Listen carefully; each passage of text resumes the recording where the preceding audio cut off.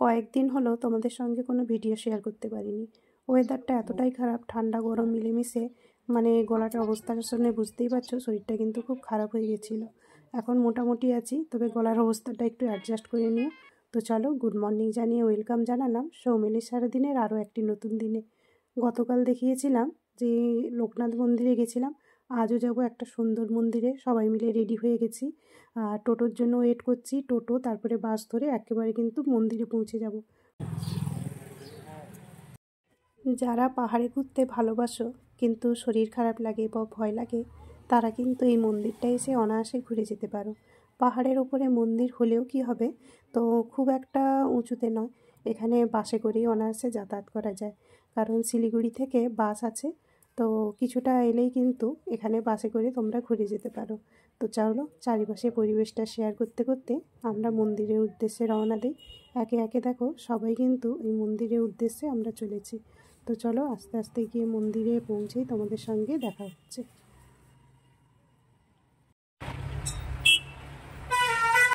মন্দিরটি যেহেতু রোডের একেবারেই পাশে, সেই কারণেই কিন্তু ওইখানে দেখো সেট দেওয়া জায়গাটা, জুতো খোলার কাউন্টার আছে। ওইখানে সবাই আমরা জুতো খুলে হাত পা ধুয়ে প্রসাদ কিনে নিয়ে কিন্তু একেবারে চলে এসেছি পুজো দেওয়ার জন্য। আর আমরা ওখানেও যেমন লোকনাথের মন্দিরে ধুতি ওড়না দিয়ে পুজো দিয়েছি, এখানেও কিন্তু ঠাকুরের জন্য শাড়ি, আলতা, সিঁদুর সব কিছুই নিয়ে এসেছি।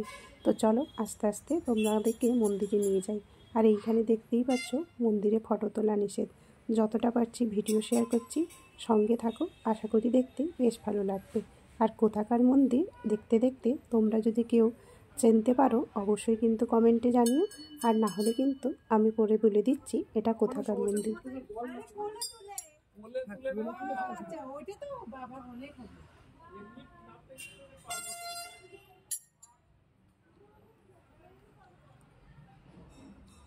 এই রকম দেখো 108টা কিন্তু সিঁড়ি পেরিয়ে আমরা কিন্তু একেবারে চলে এসেছি মন্দিরের দোরগোড়ায়। এই মন্দিরটি হলো সেবকের কালী মন্দির। যারা নর্থ বেঙ্গলে থাকো তারা নিশ্চয়ই এই মন্দিরটি চিনবে। এই যে বলেছিলাম, শাড়ি, আলতা, সিঁদুর আর প্রসাদ, ফুলের মালা নিয়ে চলে এসেছি। তবে সব থেকে একটা আশ্চর্য ব্যাপার কি জানো, আমরা কিন্তু কিছুই জানি না, হঠাৎ করেই কিন্তু প্রোগ্রাম করে পুজো দিতে চলে এসেছি। তা তো তোমাদেরকে আগেই জানিয়েছি, কিন্তু এসে জানলাম আজকে কিন্তু অমাবস্যা তিথি, মানে সুন্দর একটা তিথিতে কিন্তু ঠাকুর আমাদের ডেকেই নিয়েছেন। তো চলো দেখো আস্তে আস্তে কীভাবে আমরা পুজো দিয়েছিলাম। তো পুজো টুজো দেওয়ার পরে কিন্তু তোমাদের দাদাভাই চারিপাশে ঘুরে ঘুরে কিছুক্ষণ আমাদের দেখালো। যেহেতু তোমাদেরকে আগেই বলেছি আমরা এখানেই ছিলাম, যেহেতু আমরা কিছুটা জানি, তাই মা আর ওই ভাইকে মোটামুটি সমস্ত কিছু জানাচ্ছিলাম। আর তারপরে দেখো ফটো তোলা নিষেধ, তাও কিন্তু একজনের কাছ থেকে এইভাবে আমরা ভিডিওটা নিয়েছি, কারণ ফটোটা উনি দেখলাম তুলে যাচ্ছে সবার আড়ালে। তোমাদের দাদাভাই বলল যেহেতু ফটো তোলা নিষেধ, জোর করে আর আড়াল থেকে ভিডিও করব না।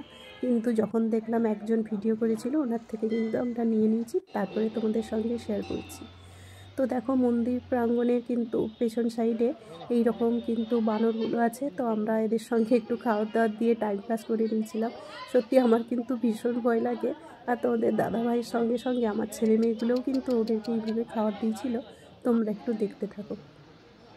তো যে কথাটা বলছিলাম, তো ওদের চারিপাশে কিন্তু ঘুরিয়ে ঘুরিয়ে তোমাদের দাদাভাই দেখাচ্ছিল। আর তারই মধ্যে কিন্তু জানতে পারে আজকে অমাবস্যার জন্য খিচুড়ি ভোগ ঠাকুরকে দেওয়া হচ্ছে, আর সবাই কিন্তু এই প্রসাদটা পাবে। তো সেই মতো যেহেতু ঠাকুরের ভোগ আমাদের কপালে জুটেছে, তোমাদের দাদাভাই বলল একদমই মিস করবো না। চলো আমরা কিন্তু চারিপাশে এইখানে তো ঘুরে নিলাম, আর একটা দেখার জায়গা আছে, সেখানে তোমাদেরকে নিয়ে যাব। তো আমরা তো আগেই ঘুরেছি। তো মার যেহেতু আস্তে আস্তে বয়স হয়ে গেছে, তো মা বলল যে আমরা যাব, মানে আমি আর যাব না, তোমরা ঘুরে আসো। তো সেই কারণে ওই যে ভাইয়ের সম্বন্ধী, ও তো আমার ভাই, তো তো সেই কারণে ওই ভাইকে নিয়ে কিন্তু আমরা চলে গেছিলাম ওইখানে একটা ব্রিজ দেখতে। তো চলো আস্তে আস্তে তোমরা দেখতে থাকো, আশা করি দেখতে বেশ ভালো লাগবে। আর মন্দিরের ওপর থেকে দেখো চারিপাশে এই যে পাহাড় বা এই যে গাড়িগুলো যাচ্ছে কত সুন্দর। আমরা যেহেতু মানে 1-2 দিনের জন্যই এসেছি, আর তোমাদের দাদাভাইকে বলে যাচ্ছি দেখো ডিসেম্বর মাসে সবাই কত বেড়াতে চলে যাচ্ছে। তো যাই হোক, ভগবান দিন দিলে আমরাও নিশ্চয়ই যাব। আমরা আগেও গেছি, তখন হয়তো অনেকেই যেতে পারিনি, তাই না? মানুষের সব আশা সব কিছু যে সঙ্গে সঙ্গেই পূরণ হবে তা তো না। তোমাদের দাদাভাই বলল আমাদের যখন সময়ে পুজোও দেওয়া হয়ে গেছে আর ঠাকুরের যখন ভোগ বাজতে এখন দেরি আছে, চলো একটা জায়গা থেকে ঘুরে আসি। তো শিলিগুড়িতে বা নর্থ বেঙ্গল সম্বন্ধে যারা জানো নিশ্চয়ই কর্নেশন ব্রিজের কথা অনেকেই শুনেছ। তো চলো সেইখানে তোমাদের একেবারে নিয়ে গিয়ে দেখাচ্ছি ব্রিজটা। মন্দির থেকে বেরিয়েই হাঁটতে হাঁটতে চলেছি ওই ব্রিজটা দেখার জন্য। দু সাইডে দেখো এই যে প্রসাদের দোকানগুলো আছে, এখান থেকে কিন্তু তোমরা পুজো দেওয়ার জন্য প্রসাদ নিয়ে নিতে পারো। তো চলো একেবারে ওখানে গিয়ে তোমাদের সঙ্গে দেখা হচ্ছে।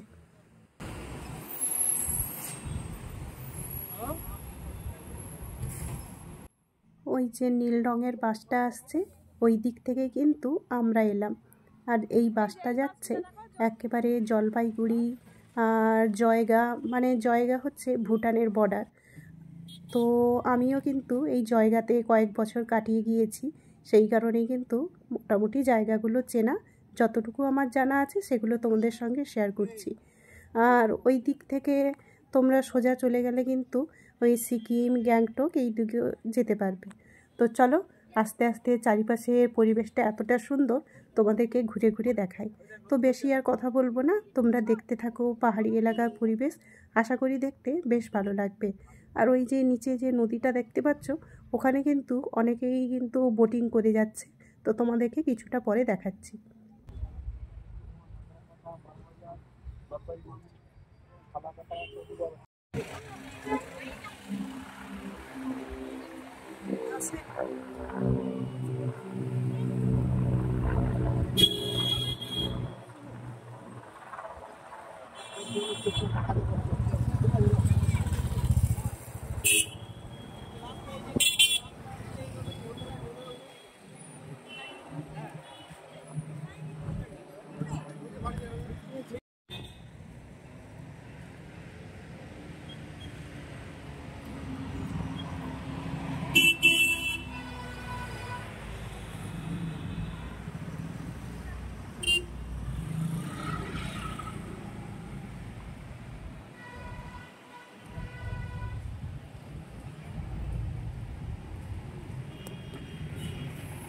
আমরা যে সমতল থেকে কতটা ওপরে আছি সেটা কিন্তু বোঝা যাবে এই নদীটা দেখলে। দেখো ওই যে আঙুল থেকে দেখাচ্ছি একটা ছোট্ট সাদা পোস্তদানার মতো, ওটা কিন্তু বোটিং করছে আমি দেখাচ্ছিলাম। তাহলে বুঝতেই পারছো আমরা কতটা উপরে আছি। তো চলো আস্তে আস্তে ঘোরাফেরা করে এবারে কিন্তু মন্দিরের উদ্দেশ্যে রওনা দিয়ে দিয়েছি, কারণ ভোগের টাইম হয়ে যাচ্ছে।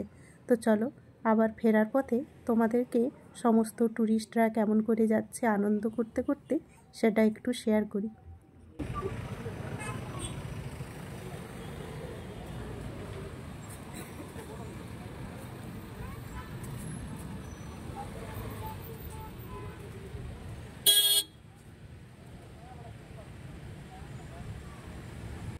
এই হলো সেই ব্রিজটা যেটা দেখার জন্য আমরা সবাই মিলে এসেছিলাম। ব্রিজের ওপরে দাঁড়িয়ে চারিপাশের পরিবেশটা তো শেয়ার করেছিলাম, তো একবার দূর থেকেও ব্রিজটা তোমাদের দেখিয়ে দিলাম। তো চলো আস্তে আস্তে মন্দিরে পৌঁছে যাই। দেখো আমরা কিন্তু একেবারে সঠিক সময়ে মন্দিরে পৌঁছে গিয়েছি।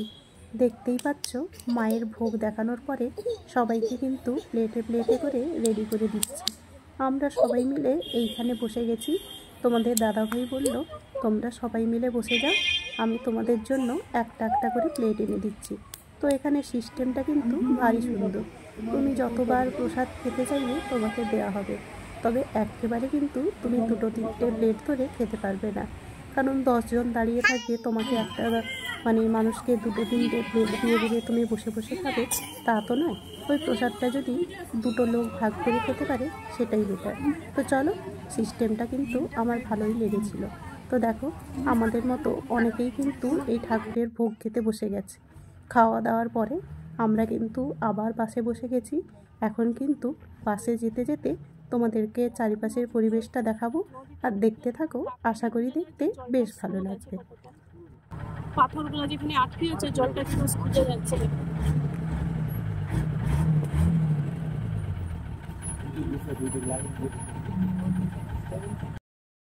কলকাতা বড় বাজারের মতো শিলিগুড়ির হংকং মার্কেটের কথা শোনেনি এরকম মানুষ মনে হয় খুবই কমই আছে। তো যাই হোক, শিলিগুড়িতে এসেছি, হংকং মার্কেটে যাব না তা কখনো হয়? কেনাকাটা নাই বা করলাম, ঘুরতে ক্ষতি কোথায়? তো সেই কারণেই কিন্তু মা আর ওই ভাইকে একটু ঘুরে দেখাবো বলে চলে এসেছিলাম হংকং মার্কেটে। কেউ কিন্তু সেরকম কিছু কেনাকাটাই করিনি, জাস্ট একটু ঘুরে দেখা। তো চলো, এরপরে কিন্তু তাড়াতাড়ি করে আমাদেরকে রুমে পৌঁছে যেতে হবে, কারণ সন্ধেবেলার ট্রেন ধরেই কিন্তু আমরা আবার বাড়ি ফিরে আসব। যেহেতু ছোট বাচ্চা আছে, ওকে রেডি করে একটু খাওয়া দাওয়া করিয়ে সবাই একটু ফ্রেশ হয়ে যাব, আর এরপরে ব্যাগপত্র গুছিয়েও কিন্তু আবার বেরিয়ে চলে আসতে হবে। তো চলো, আর বেশি কথা না বলে আস্তে আস্তে করে আমরা টোটো ধরে বাড়ির উদ্দেশ্যে রওনা দিই। তারপরে কিন্তু তাড়াতাড়ি করে আমরা সন্ধেবেলা চলে আসব একদম ট্রেন ধরার জন্য। তো দেখো, ফাইনালে কিন্তু শিলিগুড়ি স্টেশনে বসে আছি ট্রেন ধরার জন্য। তো চলো, আজ তবে এই পর্যন্ত, দেখা হচ্ছে পরের ভিডিওতে। শরীরটা খারাপ, কেটে কেটে অনেক কষ্ট করেই তোমাদেরকে ভয়েস ওভার দিলাম, গলাটা শুনে বুঝতেই পারছো। যদি কোথাও ভুল ত্রুটি হয়ে থাকে অবশ্যই ক্ষমা করে দিও। দেখা হচ্ছে পরের ভিডিওতে, ততক্ষণ সবাই ভালো থেকো, সুস্থ থেকো। আর আজকের ভিডিওটি তোমাদের কেমন লাগলো তা জানাতে ভুলো না। তো ভালো লাগলে অবশ্যই লাইক, কমেন্ট, শেয়ার ও সাবস্ক্রাইব করে রেখো। আজকের মতো টাটা।